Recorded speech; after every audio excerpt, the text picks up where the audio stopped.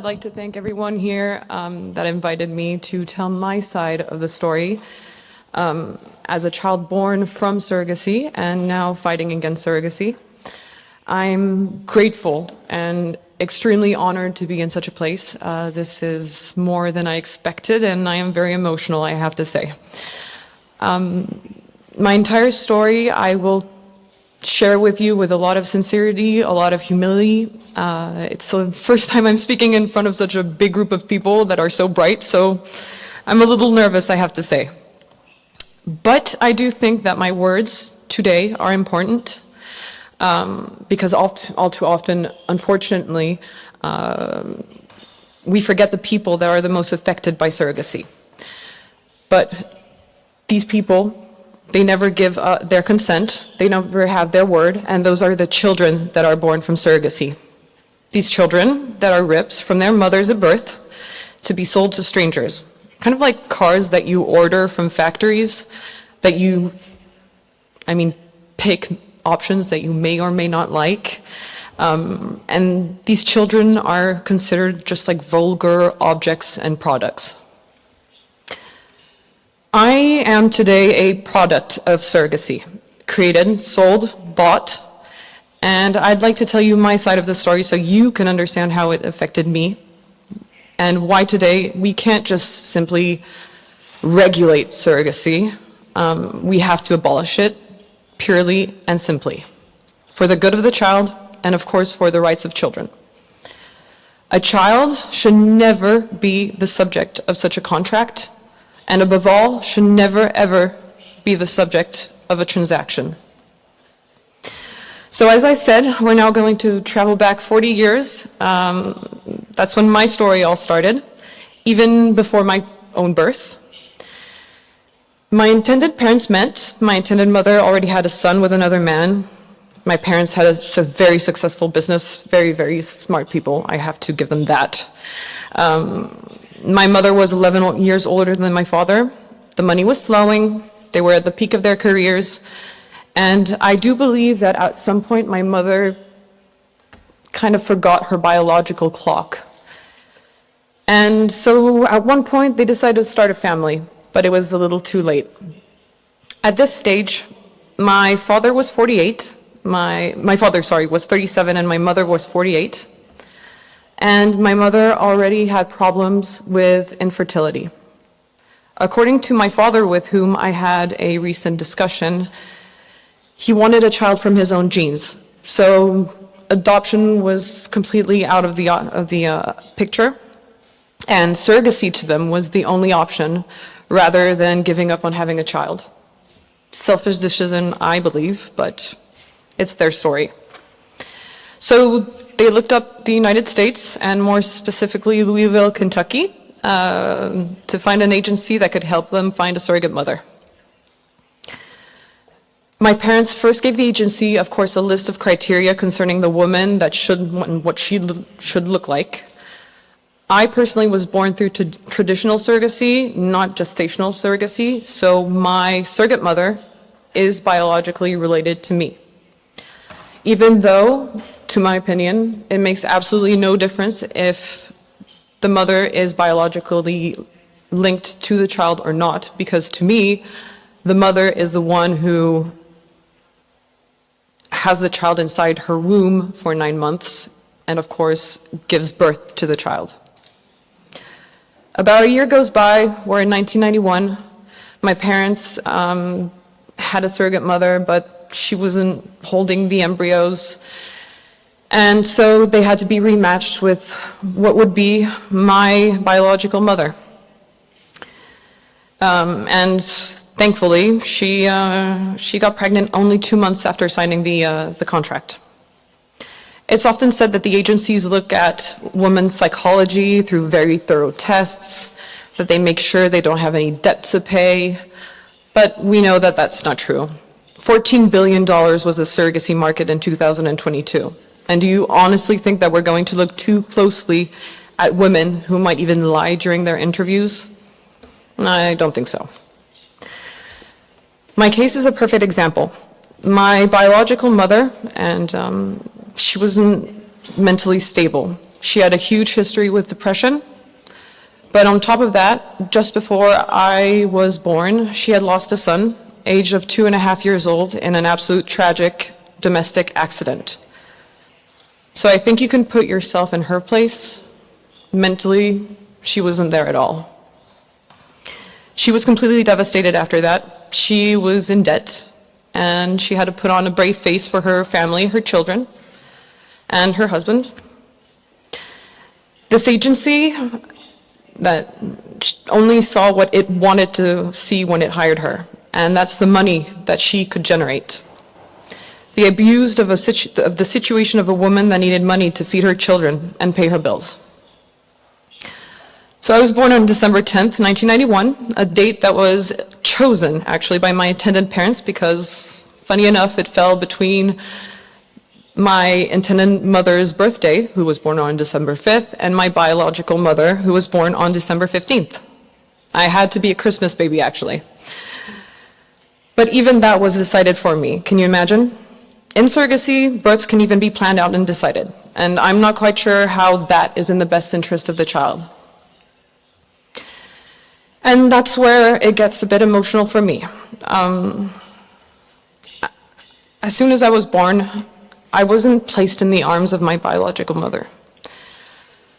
The mother who had carried me for 9 months, the one who fed me, the one who spoke to me, the one who I felt every emotion invade her when she was pregnant, the one who in the end was the only person I knew. No, I had to take the great leap of the infant out of my mother's womb into the cold, austere world, the hospital lights, and I had to be sold and finalize the transaction into the arms of my adoptive parents, whom I didn't know. And that, unfortunately, was the first trauma that would write the rest of my life, the trauma of abandonment.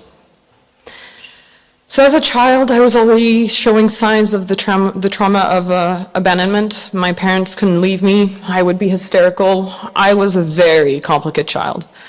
I was always afraid of rejection. I had trouble making friends. My parents couldn't leave me anywhere. Sleepovers, parties, I would go in this hysterical crisis. And so they couldn't leave me. I was just afraid, unfortunately, that I would suffer a second abandonment every time they left me. But at that point in time, I was already going through an inner battle. How could I build myself without knowing where I came from? During my adult life, things got worse. I sank into alcohol, addictions. I even was raped because I was constantly putting myself on edge. I made several suicide attempts. My life wasn't the best. I had a hard time having normal friendships. I would suffocate people because I was afraid that they would leave me. I was alone. I was very, very lonely. I sank into a lot of depressions. I'm sorry. I was also never able to find a good job. I wasn't stable. And I had a hard time finishing my studies. Then, thank God, I met my husband, who gradually helped me rebuild my life as it is today, with a lot of patience, a lot of love. He let me lash out all my emotions and understood exactly why I reacted the way I would. Today I have 3 beautiful children, but unfortunately they in turn suffer from my traumas. My daughter, my oldest, Eleanor, suffers from the trauma of abandonment, and my son Theodore, my second, suffers from the trauma of rejection. Unfortunately, they suffer in turn from my traumas because I do thoroughly believe that all of these are transgenerational. So surrogacy didn't just affect me. Thank you. Thank you. Surrogacy didn't just affect me. Unfortunately, it affects my own children today. They, of course, have help. had proof of the fact that I was born from surrogacy through a DNA test when I turned 30. I'm 31 today. But that was the physical proof, because I always knew inside of me, that I didn't fit in. I had problems with my mother. I saw that I didn't connect with her. I connected with my dad a little bit more because he was biologically linked to me. But things didn't seem right. And I knew inside me something was wrong. We children, we're not stupid, you know. We're very, very smart people.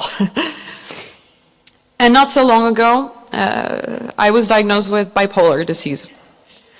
Shouldn't shock any of you after everything I just told you. My biological mother, so my surrogate mother, she herself battles with mental issues. And I do believe I inherited that from her. But how could I know? I never had access to my medical records on her side, and everything was hidden from me. And she could have lied during the process, eventually. In fact, when I got pregnant from my first child, Eleanor, I was scared to death. I was scared to death because I didn't know what I would be passing on to my baby. Cancer, a genetic disease, mental health issues. It's mind-boggling to me to find that it's in the best interest of the child to hide all of this information from them of their lives. Sorry. And that is a brief summary of my life. Very, very brief. I could speak for hours on my life and all the problems that surrogacy has caused me. There are always consequences. Look at me. Two people, my intended parents, 31 years ago, they made a small decision, then a bigger one, and then a more trivial one. And one decision after another, I came to the world. And on that day, I was the consequence of a small choice made by two people at a time when I didn't even exist. And this choice, it defined my entire existence. I'm a consequence, and I hope that soon it will be me who will bring about consequences to abolish the atrocity of surrogacy. But be careful, in my words, you'll never see me blaming my parents. They used a process that was just an option offered to them on a silver platter, and they didn't have the strength to resist it. Today, I don't feel any hatred for them. I don't blame them. I love them. But however, I do blame the system that is slowly but surely allowing surrogacy to be legalized. First, we approve the use of surrogacy for medical reasons, such as infertility. After, we accept it for social reasons. And then we accept it for anything and everything. And for reasons of human trafficking, the sale of children, the unavailability of the human body, for bioethical reasons, surrogacy has to be abolished. But in my humble opinion, and I'm not a doctor or I'm just a child, the greatest reason to abolish this monstrosity is for the sake of the child, for his or her rights, for a psychic balance that he or she, like me, may never ever regain. And I'm just going to finish with this. And this is to all of you that may think that this is normal, surrogacy is normal and we should maybe regulate it. If just one child like me has encountered so many problems in his or her life as a result of surrogacy, that should be enough to convince all of you that there's nothing good about this process and that nothing can make it ethical, despite all of your attempts to persuade yourself otherwise. Thank you for your time.